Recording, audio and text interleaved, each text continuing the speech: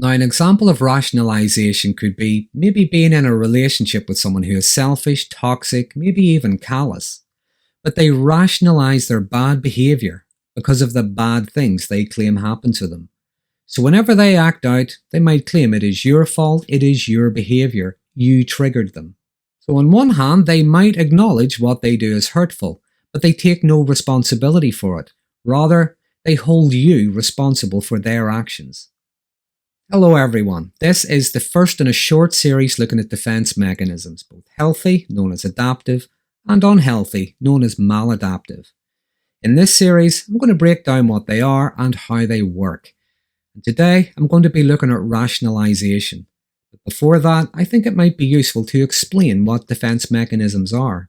So defense mechanisms are an unconscious psychological strategy that's used to help us cope or protect ourselves from uncomfortable emotions or experiences such as stress, anxiety, conflict, or unacceptable thoughts and feelings.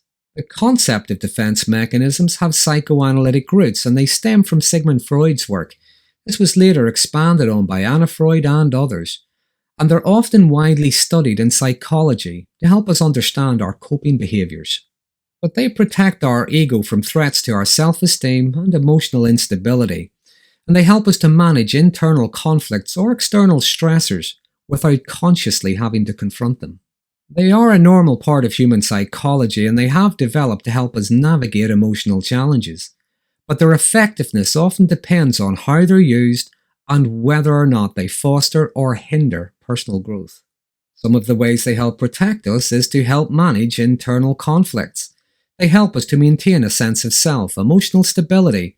They also help us to avoid cognitive dissonance. They help us to deflect or reframe thoughts and behaviours that conflict with our values or ideals. They can also provide temporary relief from psychological distress, and this allows us to function in challenging situations. But the difference between adaptive and maladaptive is that whenever they're adaptive, they are healthy, constructive strategies, and they can promote resilience, self-awareness, and effective coping during stressful situations without distorting reality. They are temporary, and they balance emotional protection while still allowing us to be able to problem solve. So they can enable healthy ways to manage stress, and they can lead to longer-term growth. Now, an example could be using gentle humour rather than sarcasm to diffuse tension during a difficult conversation. This can maintain social bonds and connection without avoiding the issue or antagonizing anyone. When they are maladaptive, they tend to be counterproductive. They only provide short-term relief and usually create additional and longer-term problems. They tend to distort reality and hinder self-awareness. They can also be maladaptive whenever someone is overly defensive and the defense mechanisms become rigid. When maladaptive, they can lead to the avoidance of underlying issues, and they can cause strained relationships with others.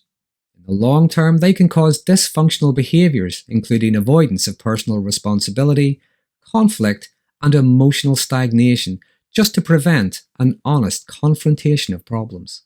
Now, an example of a maladaptive coping mechanism could be denying a serious issue such as an addiction, just to avoid having to face it. Now, it is important to note that with defense mechanisms, the distinction between adaptive and maladaptive can depend on the context, frequency, and the alignment with reality. So let's look at rationalizing. Rationalization can be adaptive as a coping mechanism in certain contexts, particularly if it helps an individual reframe a difficult situation in a way that reduces distress, in ways that promote resilience and encourage constructive action, without significantly distorting reality. For instance, imagine someone applies for a promotion at work but they don't get it. Now, they might feel disappointed, they might even question their own abilities, but rather than spiral into self-criticism and resentment towards the other person, they rationalize they didn't get it because the other person had more specific experience in that area. So it's adaptive because it's grounded in reality, it reduces anxiety and promotes acceptance. And although they may still feel disappointed, the disappointment can motivate them to work on gaining experience and developing skills in those areas for any future opportunities that might arise. So it can enable learning and positive action. However, It can become maladaptive whenever it involves excessive denial of the truth or avoidance of accountability, and this can prevent growth and resolution. Just like all defense mechanisms, it becomes maladaptive whenever it distorts reality. In the example I mentioned about not getting the promotion, well, someone might tell themselves and tell other people that they only failed because they were cheated somehow, and this can breed resentment. If someone were to fail a test because they were caught cheating, they might rationalize that they had to cheat because the test was unfair. So when it's maladaptive, rationalizing can create a false and overly convenient justification for wrongdoing.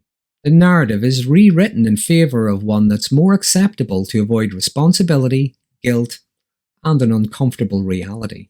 So not only does it lead to a denial of reality, but also stagnation, because someone who rewrites reality for themselves doesn't really learn anything, except maybe to be more careful not to get caught next time.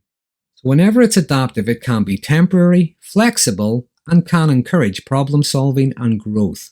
Whenever it's maladaptive, it can be rigid and it prevents self-awareness, resolution to a problem, and it doesn't deal with underlying issues, and this can make things worse in the long run.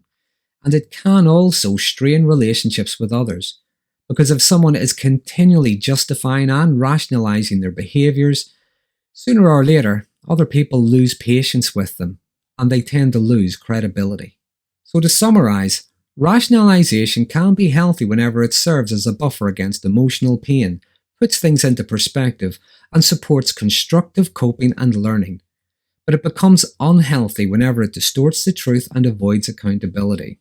But like most defense mechanisms, the difference hinges on whether it fosters resilience and action, or it perpetuates denial and avoidance. In therapy, by exploring our defense mechanisms, they stop being unconscious, they become conscious. It's then easier to recognize whether they're adaptive or maladaptive, and this can help with personal growth, can encourage healthier coping strategies like self-reflection and problem solving. I'm Darren McGee. Next time, I'm going to be looking at reaction formation and affiliation. And I hope you found this topic to be interesting. If you did, please consider subscribing to my channel. And until next time, thanks for watching.